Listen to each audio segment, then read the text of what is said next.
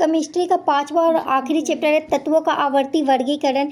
इसमें अभी तक 114 तत्व का खोज किया जा चुका है। 1800 ईस्वी तक सिर्फ 30 तत्व थे और न्यूलैंड्स ने जब अपना आवर्त न्यूलैंड्स ने जब तत्वों को सजाने का प्रयास किया तब तक सिर्फ और सिर्फ 56 तत्व थे। मेंडलीफ ने जब सजाने का प्रयास किया तब तक 63 तत्व ही मौजूद थे।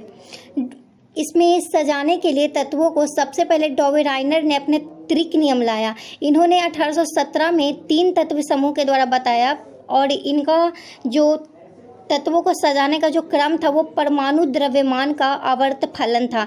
इन्होंने बोला कि आरोही क्रम में जब 3 तत्वों को सजाया जाता है तो जो बीच वाला तत्व होता है वो अन्य 2 तत्वों का औसत होता है। जैसे इनका जो नियम है वो मूल रूप से 3 ही पे लागू हुआ, लिथियम, सोडियम और पोटेशियम पे, कैल्शियम, स्ट्रोंशियम और बेरियम पे और क्लोरीन, ब्रोमियम और आयोडीन पे। डॉवेराइनर ने सबसे पहले म्यूनस वर्ग में औषधि विज्ञान की पढ़ाई की। उसके बाद स्ट्रैसबर्ग में रसायन शास्त्र का अध्ययन किया और जेना यूनिवर्सिटी में ये प्रोफेसर रहे। डॉवेराइनर ने प्लेटिनम को सबसे पहले उत्प्रेरक के रूप में पहचाना।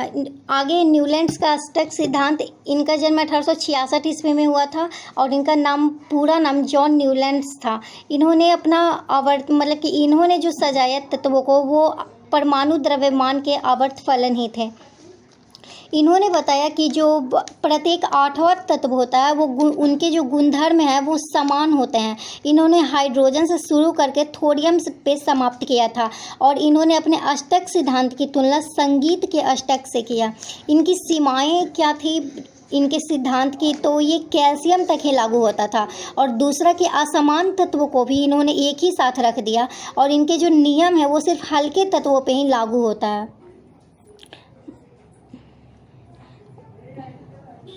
आगे मेंडलीफ की आवर्त सारणी के बारे में। मेंडलीफ की आवर्त सारणी का जो इन्होंने जो तत्वों को सजाया वो परमाणु द्रव्यमान के ही आवर्त फलन सजाया। इन्होंने ही सबसे पहले आवर्त वर्गीकरण का रूप लाया और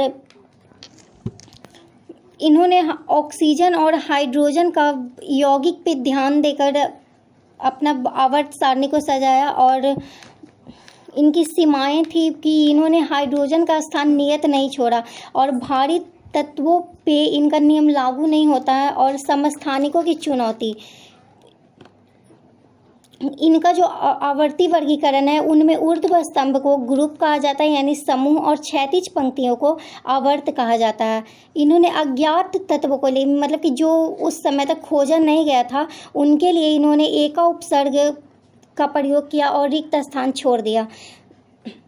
इनके आवर्त सारणी को जर्मन पत्रिका में 1872 में प्रकाशित भी किया गया था और कार्बन हाइड्राइड को इन्होंने CH4 को RH4 के द्वारा प्रदर्शित किया और ऑक्साइड CO2 को RO2 के द्वारा प्रदर्शित किया। आगे है आधुनिक आवर्त सारणी के बारे में जो कि 1913 ईस्वी में हेनरी मोजले ने दिया। यह परमाणु संख्या पर आधारित है और इसमें 18 ऊर्ध्व स्तंभ है जिन्हें कि हम समूह कहते हैं और 7 क्षैतिज पंक्ति है जिन्हें हम आवर्त कहते हैं। इनकी उपलब्धि क्या थी आधुनिक आवर्त सारणी की, तो ये समूह में ऊपर से नीचे जाने पर कोष संख्या बढ़ती है और परमाणु साइज भी बढ़ता है। परमाणु साइज हाइड्रोजन की परमाणु त्रिज्या 37 पिकोमीटर होती है और 1 पिकोमीटर बराबर 10⁻⁻12 मीटर होता है।